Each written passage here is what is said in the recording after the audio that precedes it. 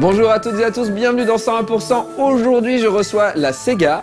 Bonjour. Bonjour Davy. Bonjour Davy. Partie de la Sega, parce que normalement, vous êtes combien?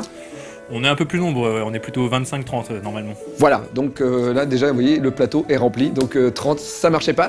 Dans l'émission aujourd'hui, à lire, à voir, Crunch Time et Auto, mais on commence avec les news.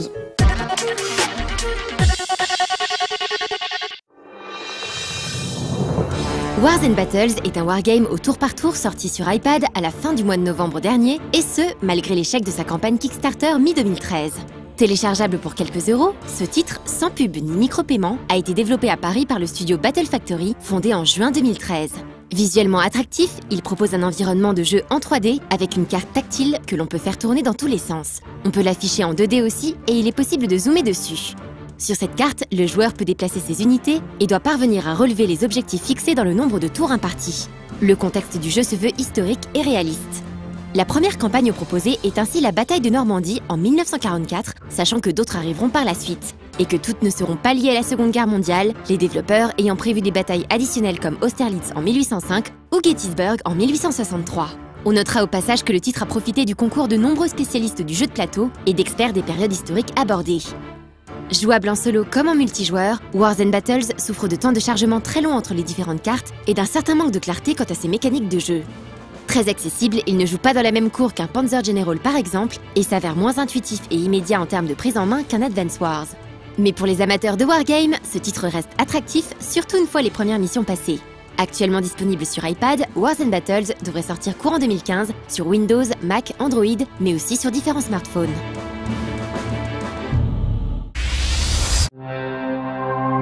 Le rêve! Imaginez un peu, une console tout en un qui pourrait lire les cartouches NES, Super NES, Mega Drive et même GBA. Une console qui lancerait sans que l'on ait besoin de faire quoi que ce soit, des jeux PAL comme des jeux import US ou japonais. Eh bien cette console existe, elle s'appelle la Retro N5. Équipée d'une prise secteur multifonction, elle dispose de multiples ports cartouches, dump les ROM des jeux insérés et propose les filtres visuels auxquels les émulateurs nous ont habitués. Mais voilà, outre le fait que cette console ne dispose d'aucune des licences officielles, sa fabrication laisse cruellement à désirer. Fabrication en plastique, manette effroyable, fragile et bruyante, le pompon est malgré tout décerné au port cartouche atroce. Une fois un jeu difficilement enfiché, il faudra choisir entre risquer d'écraser la coque plastique de la Retro N5 ou détruire sa cartouche en tentant de la déloger. On déconseille donc fortement cette console, qui restera encore longtemps un fantasme de rétro gamer. Vous avez sans doute été nombreux comme nous à souffrir des attaques DDoS qui ont rendu inaccessibles les services Xbox Live et PlayStation Network des consoles de salon Microsoft et Sony durant les fêtes de fin d'année. Cette attaque par déni de services distribués, ce qui n'est pas un piratage à proprement parler, consiste à multiplier le nombre de requêtes envoyées à un serveur dans un temps limité afin de le saturer et de le faire tomber. Pour parvenir à ce résultat, les hackers prennent le contrôle de dizaines de milliers de PC vérolés, aussi appelés PC zombies, pour leur donner l'ordre d'envoyer des requêtes en continu vers le service visé. Sachant qu'un serveur ne peut répondre qu'à un nombre limité de requêtes, un afflux soudain et coordonné de ces dernières est à même de faire tomber le serveur et donc les services associés. Malheureusement, il n'existe que peu de solutions pour se protéger des attaques DDoS, sinon augmenter le nombre de serveurs dédiés aux services menacés. Revendiquée par un groupe ou un individu répondant au nom de Lizard Squad, cette attaque pourrait être liée au piratage de grande envergure subi par Sony Pictures. Mais rien n'est moins sûr, l'origine de ce hack historique imputé à la Corée du Nord étant encore sujette à controverse. On en saura peut-être plus prochainement, la police britannique ayant arrêté début janvier un jeune homme de 22 ans qui pourrait être un membre de Lizard Squad. En attendant, les gamers ont dû prendre leur mal en patience durant quelques jours.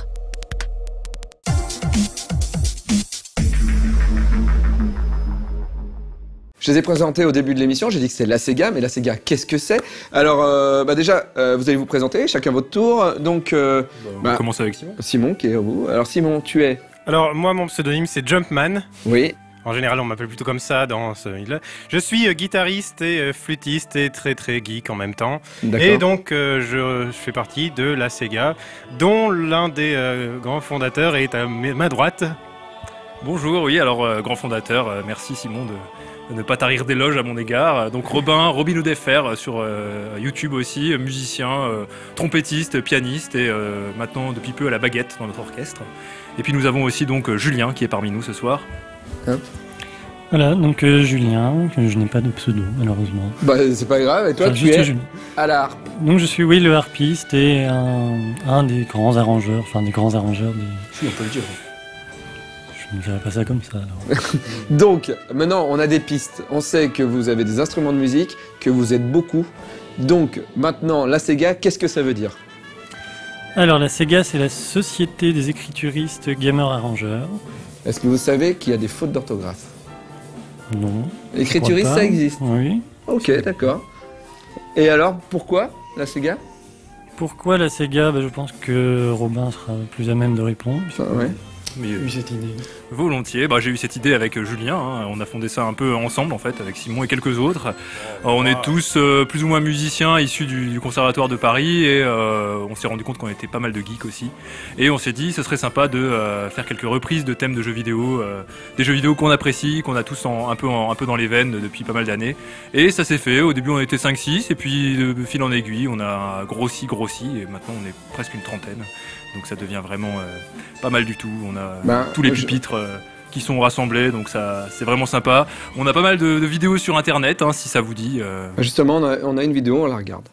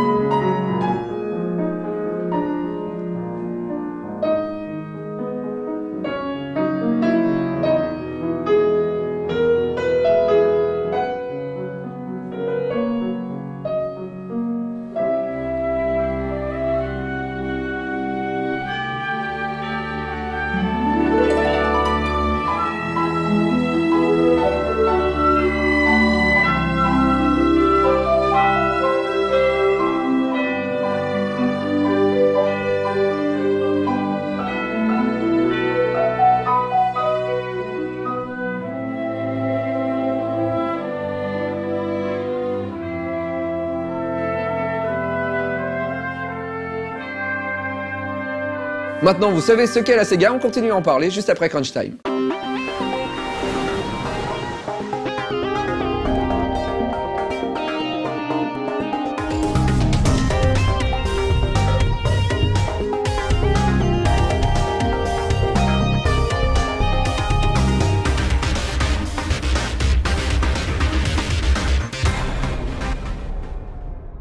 Bienvenue dans Crunch Time. Qu'il s'agisse de définir un métier ou d'expliquer un terme technique, grâce à Crunch Time, les mots du développement de jeux vidéo n'auront plus de secret pour vous.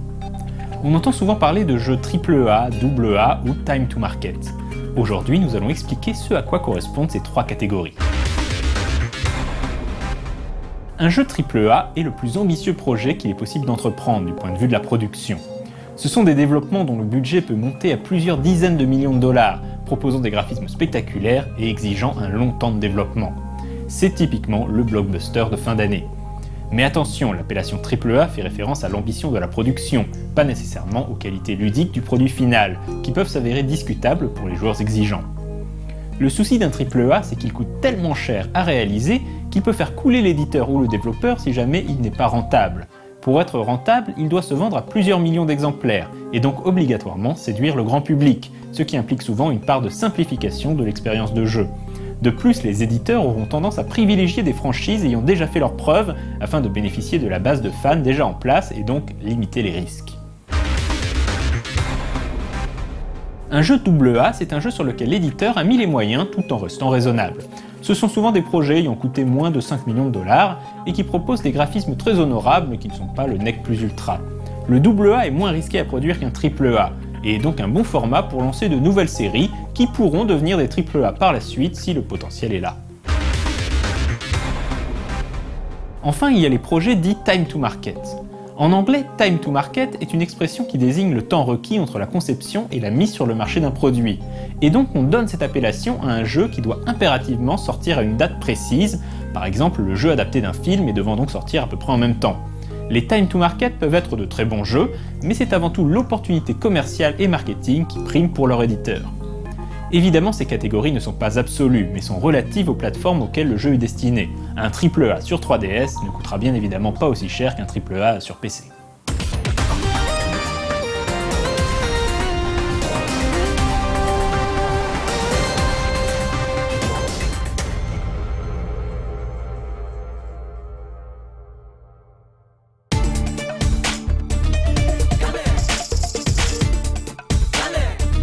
Donc, la Sega, vous reprenez... moi, je suis venu à une de vos répétitions et j'ai entendu The Marketplace, je crois, de Zelda. C'est hallucinant de le voir ça en vrai, d'entendre la musique et tout. Alors que moi, je suis vraiment pas un mec touché par la musique, je tiens à le dire. Voilà, je suis désolé. Mais là, vraiment, au milieu de vous et tout ça, c'est vraiment impressionnant. Ce n'était qu'une modeste répète, mais je pense qu'en concert, on ferait mieux que ça. Ouais, mais c'est vraiment bien. Et donc, vous reprenez quoi? Enfin, c'est quoi la Sega? Vous prenez pas que des jeux Sega, déjà? Ah non, clairement pas. Déjà Zelda, ça aurait été bizarre. On est plutôt Nintendo dans l'ensemble, mais on a notre violoncelliste qui est quand même un grand fan de Final Fantasy, donc on a pas mal de oui, j'ai fait m'engueuler avec lui. Ouais. Oui, c'est vrai, on a senti qu'il y avait un peu d'animosité. Heureusement que ça n'a pas duré plus d'une heure, parce que ça aurait mal fini à mon avis. Donc vous faites du Final Fantasy, beaucoup de RPG du en Sonic, fait. Ouais, c'est vrai qu'on a pas mal de RPG, mais on essaye quand même de brasser un maximum de styles, histoire de, au sein d'un concert, à faire que de la musique de RPG, ça peut être un peu, peut-être pas assez contrasté, donc on essaie de tout taper dans le jeu de plateforme, dans le jeu de course, dans le RPG, histoire de faire les choses bien, parce que le jeu vidéo c'est ça aussi quoi. C'est quelque chose. Multitude de genres, multitude de choses. Et pourquoi d'ailleurs Pourquoi le jeu vidéo? Parce que toi tu as accès à l'école à des tonnes de musique, à des tonnes de genres, à des tonnes d'époques. Pourquoi le jeu vidéo? Parce que ça nous passionne. Robin et moi, on a commencé tout seul déjà à faire des reprises de jeux vidéo sur YouTube. Donc on avait déjà puis il y en a d'autres aussi un petit peu. On commençait déjà à avoir ce goût-là. Qui, moi, pour ma part, je sais pas Robin, mais m'a été donné par Video Game Pianiste un petit peu. Oui. Et puis, comme il y avait un bon terreau de musiciens au conservatoire qui se sont rendus compte qu'ils étaient un peu geek en même temps. Moi, j'étais pas du conservatoire. Il jouait à la console, mais il ne savait pas. Ah, il se cachait, c'est ça, c'est un coming out, c'est ça. Ah oui, carrément, ouais. Moi, je suis pas du conservatoire, donc j'ai rejoint après, mais ça faisait déjà un bon groupe qui a grossi pour finalement former cet ensemble. Les geeks, quoi. On va re-regarder une vidéo encore. Et voilà, parce que vous nous en amenez. On en a amené plusieurs, ouais. Voilà, on regarde. On en a plein.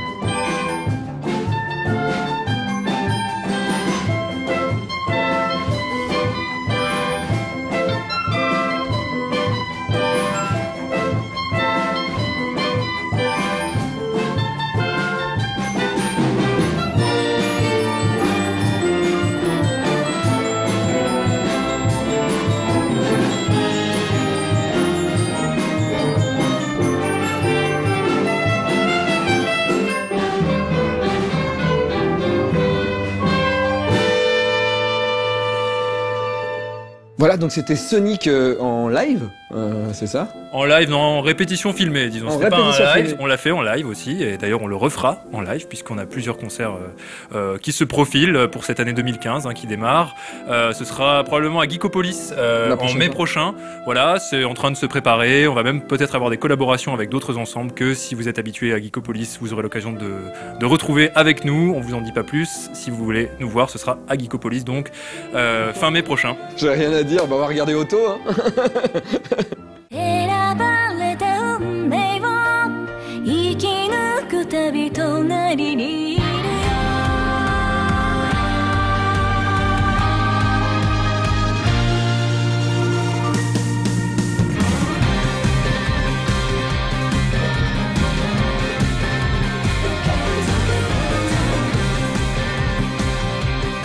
Bonsoir à tous et bienvenue dans ce tout premier numéro de Otto pour l'année 2015. On aura une année assez chargée en J-Music et j'en suis sûre, il n'y a qu'à voir les concerts qui s'annoncent au fur et à mesure. D'ailleurs, en parlant de ça, regardons quels artistes vont venir fouler le sol français. On commence l'année avec le retour de Kamijo qui était déjà venu l'année dernière à Japan Expo. Tout comme la dernière fois, il sera au Divan du Monde de Paris. Il y sera le 8 mars, mais il sera aussi à Marseille au Poste à Galène le jour d'avant, le 7 mars. On vous l'avait dit qu'il reviendrait, le duo Adams sera en France pour plusieurs dates, dont Paris au Club le 21 mars, mais avant cela, ils seront également à Épinal, à Rennes et à Roubaix. Le 11 avril aura lieu le concert de musique symphonique Press Start. On y retrouvera de grands noms comme Uematsu Nobuo, Mitsuda Yasunori et Shimomura Yoko. Ce sera à la Mutualité que le jeu vidéo sera mis à l'honneur. Les scandales sont de retour en France après avoir bien grandi. 7 ans qu'on les attendait et on va enfin pouvoir revivre un live de ces jeunes filles au Bataclan de Paris le 25 avril. Et avec tous les titres qu'elles ont à leur actif, il y a de quoi faire. On finit avec le groupe Mook qui a annoncé son retour en Europe il y a quelques jours. Et ce n'est pas rien car ils seront au Divan du Monde de Paris 2 jours d'affilée. Le 19 et 20 mai, cette année 2015 s'annonce chargée.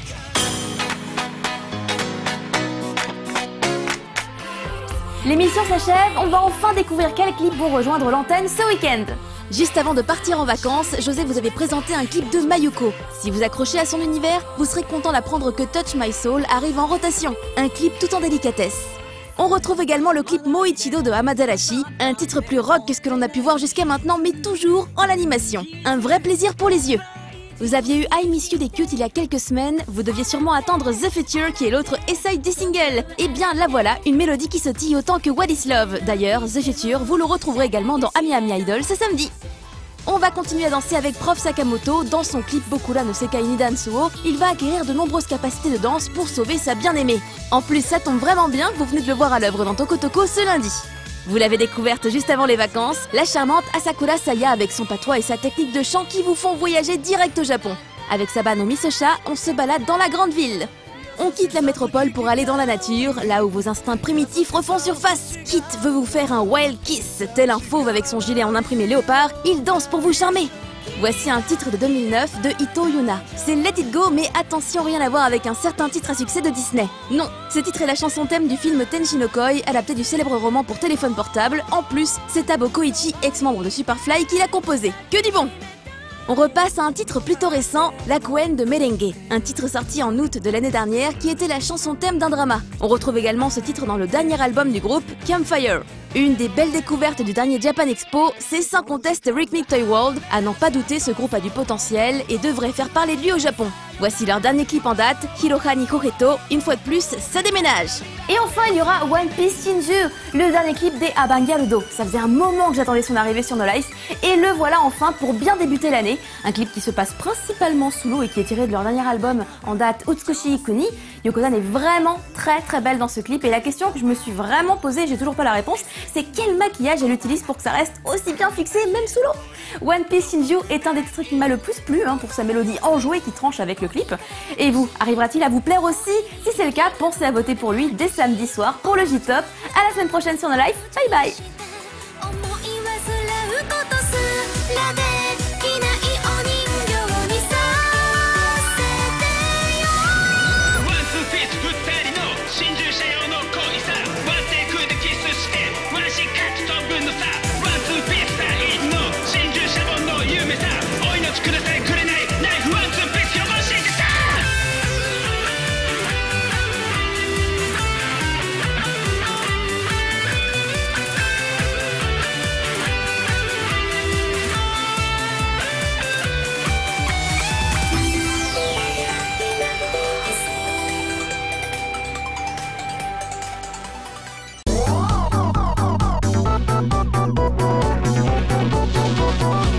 Voilà, donc là, c'était auto, mais juste avant, on a vu une vidéo. Les vidéos que vous nous avez apportées, on peut les voir quelque part. Bien sûr, elles sont sur internet, on n'a pas de site web à notre nom, ça ne saurait tarder, mais pour l'instant c'est sur YouTube, donc vous cherchez la Sega sur YouTube, slash Sega CNSM. Sega CNSM, et vous tombez dessus. Sur Facebook c'est pareil, Facebook slash Sega CNSM, et vous avez tout notre fil de l'actualité, les vidéos les dernières. On en vous a préparé quelques-unes qui devraient sortir bientôt, donc on espère que j'ai entendu même dire qu'il y en a qui sont en préparation depuis plus d'1 an. C'est vrai, on a parfois un peu de mal à tenir le rythme. Faut dire qu'on en fait pas, on en fait beaucoup, on en enregistre beaucoup. Donc, il y en a qui ont fait des medleys de malades, 1 heure sur un même jeu vidéo. J'en dis pas trop plus, mais 1 heure de medley spécialement sur un jeu en hommage à un jeu que tu aimes bien d'ailleurs, David. Ah bon d'accord, je vois le genre. Et le mec il est habillé en vert quoi. On le verrait pas dans le fond. Vert. Ah non, je crois que tu te trompes, pas du tout ça. Non, c'est pas du tout de quoi tu veux parler. Ah bon d'accord. Est-ce que vous êtes au courant quand même que votre nom prête à confusion en Italie? C'est vrai, on nous a déjà fait la remarque, j'ai plusieurs collègues italiens qui m'ont dit « Ah bon, c'est bizarre ton nom de groupe ». Mais il faut savoir aussi que c'est une danse, la Sega. C'est une danse d'Afrique, de l'Est, notamment à Madagascar. On aime danser la Sega. Donc finalement, on n'est pas si loin de la musique non plus. Ça va. Très bien, on regarde, à lire, à voir.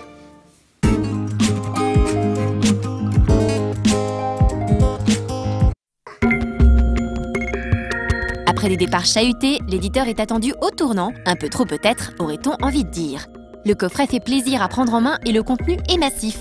Entouré d'un léger fourreau en carton, le boîtier est solide et du plus bel effet. Celui-ci contient le digipack qui renferme 6 disques et un livre rigide au format A5 d'une centaine de pages. L'ouvrage est composé de nombreuses recherches et artworks de la série, essentiellement du matériel graphique, un bel objet.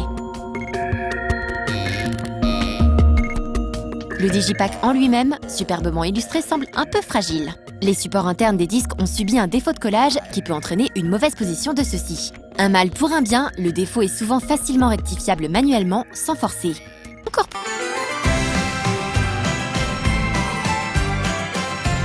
Voilà, ce 100% est terminé. Est-ce qu'il y a encore quelque chose à dire sur la Sega ?